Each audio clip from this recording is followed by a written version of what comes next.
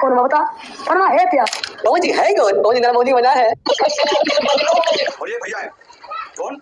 तुम्हारे जीजा जी, ये तुम्हारे जीजा जी है और ये भी तुम्हारा छोटा जीजा जी, ये मैं हूँ। आज के वीडियो में ये दोनों लोग के बारे में बताएं कि दोनों लोग साला नली के कीड़ा और भोजपुरी में आके मतलब भोजपुरी के बदनाम करा था और भोजपुरी के मतलब तहस नहस करिए पर इन दोनों लोग पूरल बा का बात। चलिए पहले एकरा से स्टार्ट करा था। एकर नाम है जमी जहरीला और जमी जहरीला अपने आप के मतलब नाम के पीछे लगा ले बा जहरीला। तो इस साले अपने आप के मतलब बुझा था कि हम बहुत बड़का रंगदार है और भोजपुरी में आके इथिया लेदर कर दिले बा। और जब से भोजपुरी में आए बा जब से ज्यादा ही विवाद कैले बा ये सर झाटू जहरीला।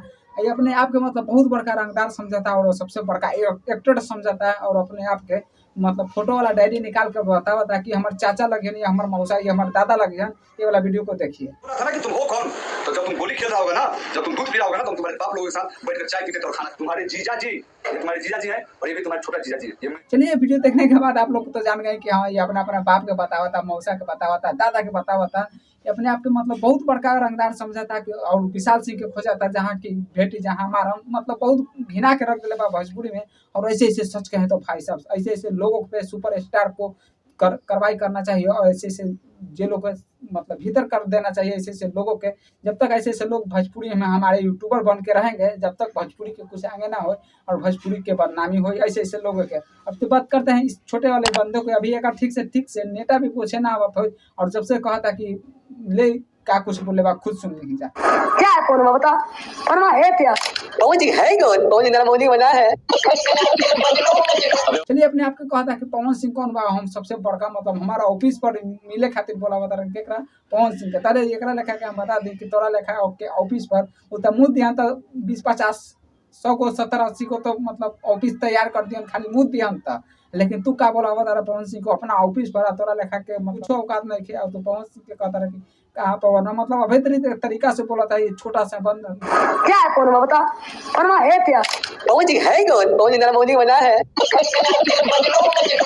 और समझ सकता ये बोलने के कारण मतलब हर सोशल मीडिया पर हर बड़े बड़े चैनलों पर बोलने के ही कारण ये वायरल वाला ही कारण इसको जेल के सलाखों के भीतर होना चाहिए। लेकिन इस पे अभी कोई बड़े बड़े नेता भी न मतलब कोई FIR ना किया ना कोई सुपरस्टार। की बार पवन सिंह के भी बारे में बहुत तरीका से बोल रहा था कि के बा पवन वहाँ मतलब बहुत तरीका से बोला था।